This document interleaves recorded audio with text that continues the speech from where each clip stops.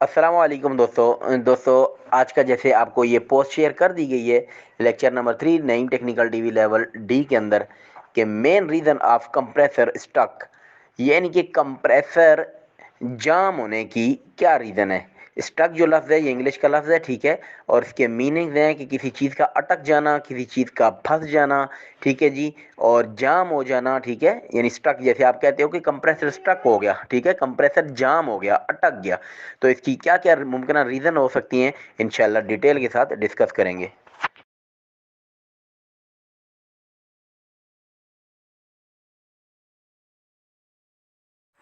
तो जी दोस्तों, आज के हम लेक्चर में आपको डिटेल के साथ कंप्रेसर के मतलब स्टक होने के यानी कि जाम हो जाने के मतलब चंद रीज़न आपके साथ शेयर करेंगे, ठीक है। और उसके अलावा इन्वर्टर के भी एक स्पेशल केस जो है आपके साथ डिस्कस करेंगे कि उसकी एक अलग से एक रीज़न है कि वो कैसे स्ट्रक हो जाता है। तो ये भी आपके पास एक आपको स्क्रीन के ऊपर नज़र आ रहा है कि ये इन्वर्टर कंप्रेसर है, सही है, हमारे पास कटी हुई कंडीशन में, बल्कि आप इसको पिछले लेक्चर में भी देख ही चुके हैं, ठीक है। अब इसका अंदर का सिस्टम मैंने निकाल दिया। अब बात को समझें ज़रा। पहले तो वे ऑफ ऑयल वर्किंग, ठीक है। यहाँ पे आप जब इसमें ऑयल चार्ज करते हैं ना, ठीक है जी, तो ये सीधा इसके यानी कि बॉडी के अंदर जाता है। ये आपकी सक्शन लाइन है, ये ओपन होती है डायरेक्ट इसके बॉडी में। ये भी सक्शन लाइन है, ये भी डायरेक्ट ओपन होती है। अगर डिस्चार्ज पाइप की बात की जाए तो वो डायरेक्ट बॉडी में नहीं होता बल्कि आगे कनेक्ट होता है। अब आपने इसमें ऑयल डालते हो ना जब, तो ऑयल जो है ये जो मतलब ये शाफ्ट है ना, ये ऑयल के अंदर डिप होनी ज़रूरी है, ठीक है। अब जब आप इसमें ऑयल डालते हो ना, ठीक है, तो ये अंदर जब इसका रूटर घूमता है, तो आप पिछले लेक्चर में ये बात अच्छी तरह से समझ चुके हैं कि वो एक स्ट्रिप लगी होती है, वो ऑयल उठाने में इसकी हेल्प करती है। ऑयल यहाँ से वो नीचे से उठा के पेंदे से यहाँ तक पहुँचा देती है और ये इसका पिस्टन इस तरीके से वर्क कर रहा होता है, रवा रहता है, लुब्रिकेशन होती रहती है और ये लॉन्ग टाइम चलता रहता है।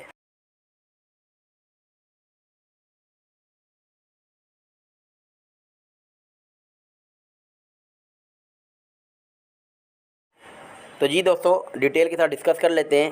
पहली रीज़न, जो पहली रीज़न है वो ज़रा समझ लें। आपने इसके अंदर ऑयल डालना ही भूल जाते हो। आप एक सेकेंड हैंड कंप्रेसर लेके आते हो और उसमें ऑयल डालना ही भूल जाते हो। इस वजह से भी आपका कंप्रेसर स्ट्रक हो सकता है, जाम हो सकता है। कंडीशन नंबर 2, दूसरी रीज़न, अगर आप ऑयल तो डालते हो लेकिन कम डालते हो, जितना डालना था ज़्यादा डालना था लेकिन आपने कम डाला तो अंदर पेंदे में उसकी सतह कम रही तो जो अंदर इसके अंदर शाफ्ट डिप होनी थी वो नहीं हो सकी। भले वो अब चल रहा है, घूम रहा है अंदर, लेकिन वो उठा ही नहीं सकेगा, डिप जो नहीं हुआ।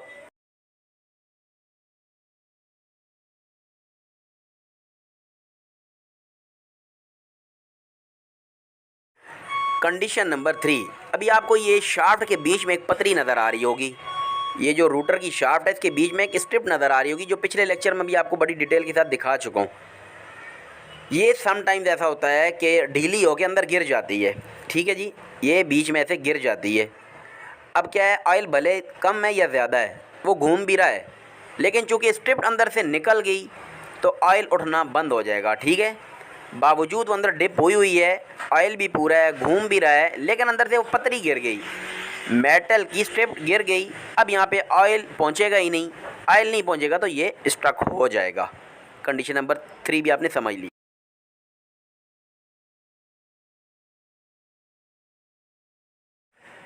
कंडीशन नंबर 4, समटाइम ये वाली जो शाफ्ट है ना, ये जो रूटर के साथ लगी हुई जिसके अंदर स्ट्रिप्ड होती है, ये अंदर ही गिर जाती है टूट के, ठीक है जी, टूट के गिर जाती है। अब रूटर घूम रहा है जनाब, भले तेज़ी से घूम रहा है, भले कुछ भी है, साथ है ही नहीं, सिस्टम ही ख़त्म हो गया, गिर गई, ये शाफ्ट ही अंदर गिर गई। अब ये क्या होता है जनाब, ये ऑयल उठाना ख़त्म कर देता है, ठीक है। ज़ाहिरी बात है, जब ये घूम तो रहा है लेकिन साथ लगी हुई स्ट्रिप गिर जाए या पूरी की पूरी वो शाफ्ट नीचे से गिर जाए, अब वो भले चल रहा है, घूम रहा है, ऑयल ऊपर पहुंच नहीं रहा और इस वजह से भी ये स्ट्रक हो जाएगा, जाम हो जाएगा।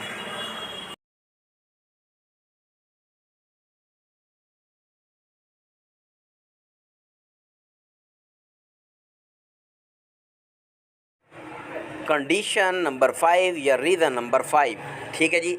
इस वक्त दोस्तों ये आपको एक इन्वर्टर कंप्रेसर दिखाई दे रहा है, इसका इंटरनल सिस्टम है, ठीक है जी। ये इसका रूटर है जो कि वाइंडिंग के अंदर यानी कॉइल के अंदर इंस्टॉल हुआ है।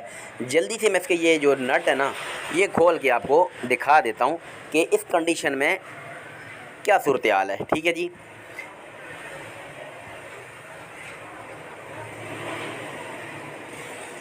तो जी दोस्तों, इसको मैंने खोल लिया है। अब मैं इसको इलादा कर लेता हूँ। वाइंडिंग को इलादा कर लिया मैंने। अब ज़रा बात को गौर से समझ लीजिएगा दोस्तों। ये इन्वर्टर कंप्रेसर है और इसका ये जो रूटर है ये मैग्नेट रूटर कहलाता है, ठीक है जी। अब क्या है कि इसका बैलेंस जो है वो मतलब आउट हुआ है, ठीक है, वाइब्रेशन की वजह से या नट ढीले हुए हैं कुछ भी, तो उसकी वजह से ये इसका रूटर जो है वो डैमेज हो चुका है, रगड़ खा चुका, ठीक है, डैमेज हो चुका। ये आप देख सकते हैं यहाँ से सतह काफ़ी स्मूथ है, यानी कि चिकनी हो रही है, जबकि यहाँ से ये डैमेज हो गई, मतलब ख़राब हो गई, ठीक है जी। इस वजह से ये अब यहाँ पे मज़ामत कर रहा है। अब ये मतलब यहाँ पे स्टक हो गया, ये अब आगे चलेगा नहीं, जाम हो गया, ठीक है। अब ये ज़ोर लगाएगा भी लेकिन ये मतलब जाम होगा। यही चीज़ है, आपने अक्सर वीडियोज़ में सुना होगा कि एक्सप्लेनर बता रहा होता है कि स्टक हो गया कंप्रेसर। तो इस तरीके से दोस्तों हमने आपको 5 रीज़न बताई। ये आपके इन्वर्टर के साथ भी हो सकती है और नॉन इन्वर्टर के साथ भी।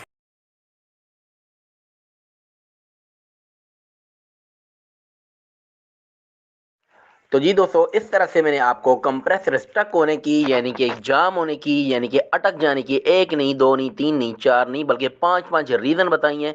जी हाँ, मैंने आपको कंप्रेसर की स्टक होने की 5 वजूहात बताई हैं, जो कि आपके इन्वर्टर प्लस नॉन इन्वर्टर दोनों के ऊपर सेम अप्लाई हो सकती हैं, ठीक है।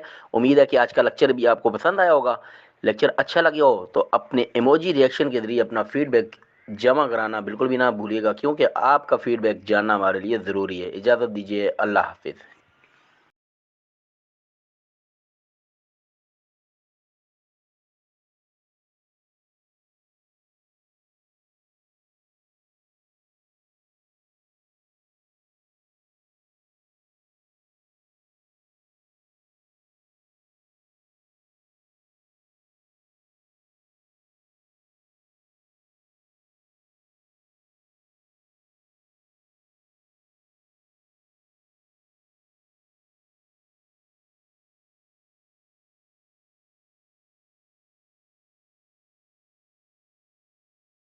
अस्सलाम वालेकुम दोस्तों, नई टेक्निकल टीवी लेवल डी का लेक्चर नंबर 4, ठीक है जी।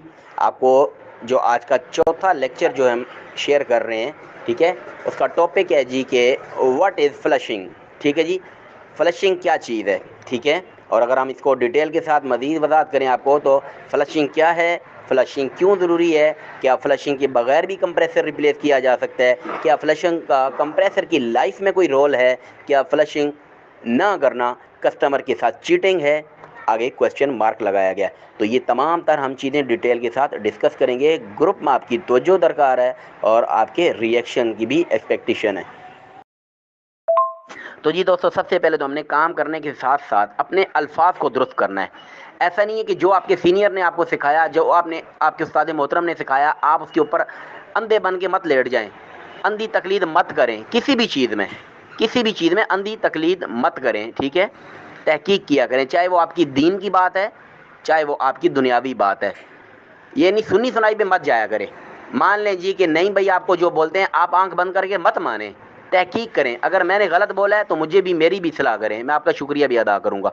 जैसे कि टेक्नीशियन की अक्सरियत कहती है कि पाइप पंच हो गया, जबकि पंच का मतलब तो मुक्का होता है, ठीक है। अब लफ्ज़ पिंच है, पिंच का मतलब होता है मुड़ जाना, टेढ़ा हो जाना, दब जाना। तो अब जब कोई बोलेंगे ना पाइप पिंच हो गया, बोलेंगे ये इसको लफ्ज़ ही नहीं पता, लफ्ज़ तो पंच है, जबकि हकीकत में वो एक बंदा ठीक है, 99 गलत हैं। सेम इसी तरह लफ्ज़ जो है वो अक्सर लोग यूज़ करते हैं फ्लैशिंग। फ्लैशिंग का मतलब कुछ और है, अक्सर लफ्ज़ है फ्लशिंग, फ्लशिंग नहीं फ्लशिंग। जैसे आपको मैं समझाने के लिए बोल रहा हूँ, जैसे आप अपने टॉयलेट वगैरह में कहते हो कि यार फ्लश कर दो, यानी बहा दो, इसका ये मतलब है flushing, not flashing, flushing, okay.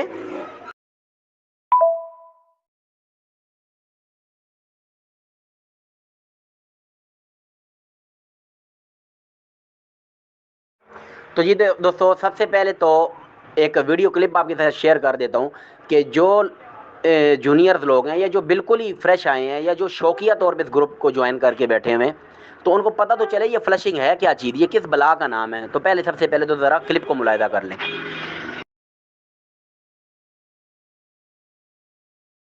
तो जी दोस्तों, आप अपने एवापोरेटर में सीटीसी वगैरह फिल करके या फिर अपना पेट्रोल फिल करके, इसी तरह अपने कंडेंसर में भी सीटीसी या पेट्रोल वगैरह फिल करके उसको नाइट्रोजन की मदद से पुश करते हुए फ्लश कर देते हैं, यानी कि सिस्टम से बाहर निकाल देते हैं। और इस तरह से उसके अंदर जो भी डस्ट या ऑयल वगैरह होता है वो सारा सिस्टम से बाहर आ जाता है और आपकी मशीन, यानी कि आपका रेफ्रिजरेटर या एसी, इन दोनों को मशीन ही कहेंगे, एक मशीन ही है, जाहिर बात है ये, और क्या है, तो आपकी जो मशीन है वो फ्रेश हो जाती है अंदर से। यानी इसका अंदर से जो सिस्टम होता है, इंटरनल सिस्टम, वो बिल्कुल एकदम साफ़ सुथरा हो जाता है। और उसके बाद जब आप कंप्रेसर लगाते हैं तो उसकी कारकर्दगी भी अच्छी होती है और वो अपनी तबाही मौत मरता है, उसका कत्ल नहीं होता बाद में। बात समझ रहे हैं ना? ये मैं इसलिए बोल रहा हूँ कि आप फ्लशिंग के बगैर जब आप लगाते हो तो समझ लो कि आप जो है वो उसको कत्ल कर रहे हो। दूसरे लफ्ज़ों में आप अपने कस्टमर के साथ चीटिंग कर रहे हो, नाजायज़ कर रहे हो।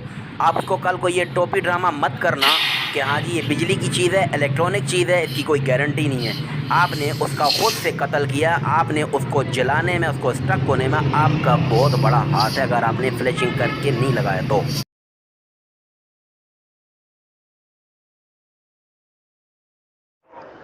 तो जी दोस्तों, पूरी उम्मीद करता हूँ कि आपको जो लफ्ज़ फ्लशिंग है, एक तो इसकी इस्लाह हो जाएगी। दूसरी बात, ये फ्लशिंग है क्या चीज़, वो आपको एक मैंने प्रैक्टिकल वीडियो क्लिप भी सेंड कर दिया है। और अब अगर इसकी मैं आपको डेफिनेशन उर्दू में बयान करूं तो बड़ी मिकदार में यकबारगी का मतलब है कि एक साथ ही, जारी बात है, हम उसमें कोई कतरा कतरा मतलब सीटीसी या पेट्रोल का नहीं डालते हैं, या थोड़ा थोड़ा 2 PSI या 3 PSI का प्रेशर नाइट्रोजन का पुश नहीं करते हैं, बल्कि एक साथ ज़्यादा क्वांटिटी में सीटीसी या ज़्यादा क्वांटिटी में पेट्रोल का इस्तेमाल करते हुए और ज़्यादा क्वांटिटी में नाइट्रोजन का पुश करते हुए उसमें से निकाल देते हैं। इसको कहते हैं यकबारगी, यानी एक साथ ही। जैसे आप कहते हो ना यकदम, एकदम, यानी कि यक जो है ना वो एक एक को कहते हैं यक। ओके जी। तो बड़ी मिकदार में एक साथ तेज़ी से, यहाँ पे तो अब डेफिनेशन यही ना, पानी बहाकर, अब हम तो रेफ्रिजरेटर में पानी तो डालने से रहे, तो बड़ी मिकदार में एक साथ तेज़ी के साथ सीटीसी या पेट्रोल डालकर नालियों की सफाई करने को फ्लशिंग कहते हैं। ओके जी। तो जी दोस्तों, अब आपके साथ जल्दी से मैं मज़ीद डिटेल के साथ डिस्कस कर लेता हूँ। जो आपको मैंने ये जिस स्टिकर को मतलब सिलेक्ट करते हुए ये मैंने आपको अभी वॉइस सेंड कर रहा हूँ। सबसे पहले ऊपर जो ब्लैक कलर में लिखा हुआ है जी कि फ्लशिंग क्या है, तो फ्लशिंग ये है जी कि आप अपनी नालियों को, रेफ्रिजरेटर की नालियों को, ठीक है, मतलब वैसे तो दुनिया की किसी चीज़ को भी आप जब वो प्रेशर से साफ़ करोगे तो वो फ्लशिंग ही कहलाएगी। यही वजह है कि आप टॉयलेट में भी ये लफ्ज़ यूज़ करते हो कि फ्लश कर दो जी, बहा दो, ठीक है। नालियों की, रेफ्रिजरेटर की जो ट्यूब्स हैं, चाहे वो एवापोरेटर है चाहे वो कंडेंसर है, उसके अंदर कोई भी मतलब आप जो क्लीनिंग से रिलेटेड मवाद है, जो मतलब लिक्विड है, जैसे सीटीसी, मैं तो पेट्रोल यूज़ करता हूँ, आप लोगों की मर्ज़ी, आप पेट्रोल यूज़ करें या सीटीसी, जहाँ से आपका दिल मुतमईन है, जो आपका एक्सपीरियंस है। बहरहाल मैं पेट्रोल यूज़ करता हूँ। पेट्रोल डालते हुए हम उसको जब नाइट्रोजन का पीछे से प्रेशर पुश करते हैं और उसको मतलब कहते हैं कि निकल यहाँ से, ऑयल को कहते हैं और डस्ट को कहते हैं कि निकल यहाँ से, हमारे सिस्टम से बाहर निकल, हम इसको फ्लशिंग कहते हैं। हो गई जी इसकी वजह फ्लशिंग की। अब आ जाओ कि फ्लशिंग क्यों ज़रूरी है। तो फ्लशिंग इसलिए ज़रूरी है जनाब कि आपकी अच्छी कूलिंग उसके बगैर मुमकिन ही नहीं है। अगर सिस्टम के अंदर ऑयल मौजूद है, सिस्टम के अंदर डस्ट मौजूद है, तो कंप्रेसर के ऊपर आप क्या इल्ज़ाम लगाओगे, गैस के ऊपर क्या इल्ज़ाम लगाओगे, आपने अंदर से यानी कि ऑयल तो निकाला ही नहीं है। अगली बात, क्या फ्लशिंग के बगैर भी कंप्रेसर रिप्लेस किया जा सकता है? तो जवाब है कि जो बेवकूफ़ टेक्नीशियन होगा वो करेगा, वो तो बेज़बान चीज़ है। आपका कंप्रेसर मुंह से तो बेचारा बोलेगा नहीं, रेफ्रिजरेटर की ज़बान तो है नहीं कि आपको बोलेगा भाई क्यों गलत काम कर रहा है, वो तो चुप करके मतलब आपको लगाने देगा। लेकिन नहीं लगाया जा सकता, गलत है, बिल्कुल गलत है, एकदम समझ लो बेवकूफ़ों वाला काम है। इसके बाद जी, क्या फ्लशिंग का कंप्रेसर की लाइफ में कोई रोल है? तो जनाब रोल ही सारा फ्लशिंग का है, सारा का सारा रोल ही फ्लशिंग का है। अगर आप फ्लशिंग नहीं करेंगे तो समझ लो कि आपने उसको जलने के लिए, ख़राब होने के लिए सिस्टम में लगा दिया। अब जितने दिन चल जाए, ठीक है, वो बोनस आपका, वरना आपने कोई कसर नहीं छोड़ी उसको ख़राब करने में। ठीक हो गया। इसके बाद जी लास्ट कि क्या फ्लशिंग ना करना कंप्रेसर के साथ चीटिंग है, धोखा है? तो बिल्कुल भाई 200% धोखा है। अगर आपके कस्टमर को तो बेचारे को पता ही नहीं है, वो तो बोलेगा भाई ये बंदा जो है ना 10 साल से दुकान खोल के बैठा हुआ है, इसको फ्रिज दे दो अपना, या रेफ्रिजरेटर वगैरह या एसी दे दो। अब वो आपके हाथ में पैसा रख के चला जाता, आप मार्केट से कंप्रेसर उठा के लाते हो, पहले वाला निकालते हो, दूसरे वाला जाके फिट कर देते हो, और कल को वो जल जाता है या महीने के बाद आप बोलते हो जी बिजली की चीज़ है, गारंटी तो नहीं मिलती है, आप डब्बा पैक भी लेके आओ, गारंटी तो नहीं है। आप हमारे साथ चल लो जी, देखो मार्केट पूरी में अगर कोई गारंटी दे तो मतलब हम आपको पैसे रिटर्न कर देंगे। ये टोपी ड्रामे हैं, समझ रहे हो ना बात को। आपने चीटिंग नहीं करनी अगर तो उसकी फ्लशिंग करो, लाजमी फ्लशिंग करो, ख़ास तौर जब आप कंप्रेसर रिप्लेस करने लगो तो। मैं नहीं कहता कि आप गैस चार्ज करने से पहले फ्लशिंग शुरू कर दो, लेकिन अगर आपका कंप्रेसर जल गया है, ग्राउंड हो गया, कुछ भी हो गया, तो आप लाजमी फ्लशिंग करो। फ्लशिंग के बगैर आप कस्टमर का अगर कंप्रेसर फिट करोगे तो आप उसके साथ चीटिंग करोगे, धोखा करोगे। तो जी दोस्तों, एक जैसे डॉक्टर होता है, आप भी उसके पास जाते हैं तो आपको नहीं पता होता वो क्या कर रहा है, अक्सरियत को नहीं पता होता। मैं कहता हूँ 99% लोगों को कुछ पता ही नहीं होता कि हमारे साथ ये क्या कर रहा है, सही कर रहा है, ये गलत। मतलब चुप करके जाके बेचारे ट्रीटमेंट के लिए चले जाते हैं। अब अल्लाह बेहतर जानता है कि वो मतलब डॉक्टर है भी या एम ही है। इसी तरह हम रेफ्रिजरेटर और एसी के डॉक्टर होते हैं। मैं, आप, हम सब, हम एसी और रेफ्रिजरेटर के डॉक्टर हैं। कस्टमर को नहीं पता होता कि ये डॉक्टर है भी कि नहीं है। दुकान तो आप कहीं से भी पैसे का अरेंज करके दुकान खोल सकते हो, महंगे से महंगे टूल्स आप परचेज़ कर सकते हो पैसे से, लेकिन जो स्किल्स होती हैं ना, जो तजर्बा होता है, जो महारत होती है, वो सीखने से, ऐसे से लेक्चर्स सुनने से, अपने सीनियर्स के साथ रहने से और काम के साथ मोहब्बत करने से चीज़ें मिलती हैं। ठीक हो गया जी। और उसके लिए आपकी बड़ी दुकान होना ज़रूरी नहीं है, आपके पास महंगे टूल्स होना ज़रूरी नहीं है, बल्कि आप टूटे फूटे लूले लंगड़े औज़ारों के साथ भी कस्टमर को अच्छी सर्विस प्रोवाइड कर सकते हो। अगर आपको काम ही नहीं आता तो आपकी दुकान चाहे अच्छी लोकेशन पे है, चाहे आपकी दुकान इलाके में सबसे बड़ी दुकान है, चाहे आपके पास टूल्स लाखों नहीं करोड़ों रुपए के हैं, लेकिन अगर आपको काम का नहीं पता तो सब बेकार है।